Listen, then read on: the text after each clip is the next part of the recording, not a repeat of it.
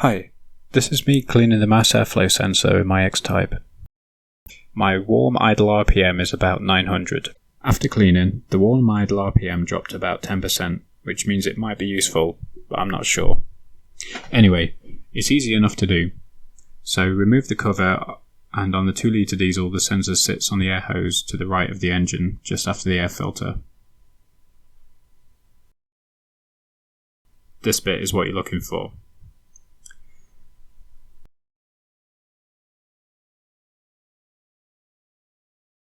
The connector needs a clip squishing.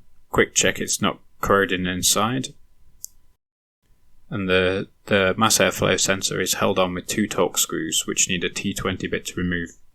Put them somewhere safe and the sensor pops out. I had a quick nosy inside just to check it wasn't dirty. This is after the air filter, so it should be perfectly clean. Inside here are the 2 wires which the airflow is calculated from. One has power put through it, so it gets quite warm. The other doesn't.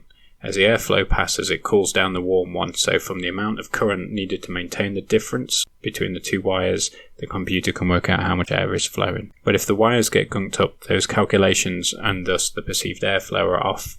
And as the fuel-air mix is key to smooth running, you start having problems. Read the instructions on your cleaner and make sure not to touch the wires with anything. For this one, it said to spray until the deposits are removed. I couldn't really see anything on the wires, but I sprayed it liberally, then flicked off the excess. I did this 4 or 5 times, giving it a good flush from both back and the front. Then leave it to dry. On a nice sunny day, I left mine about 20 minutes, which could have been 15 minutes longer than needed. Then reconnect everything. Reseating the sensor, replacing the torque screws and the cable connector, and then the rest of the covers. Once back in, I left the engine idling for 3 or 4 minutes and took it for a little run. Once I was back, I connected it to look at the stats, and now idles about 817 RPM, so that's about 10% slower, which I'm guessing is a good thing. Either that or the ambient air pressure is different. I'm not sure how much of an impact this has on the idle RPM. It was a different day, but both were warm and reasonably dry. So it's very easy to do, and it didn't cost an awful lot. I doubt I used 1/4 of a can, so I can get several more goes on other cars. Did it make a difference? Maybe. It certainly is not any worse. It's more preventative.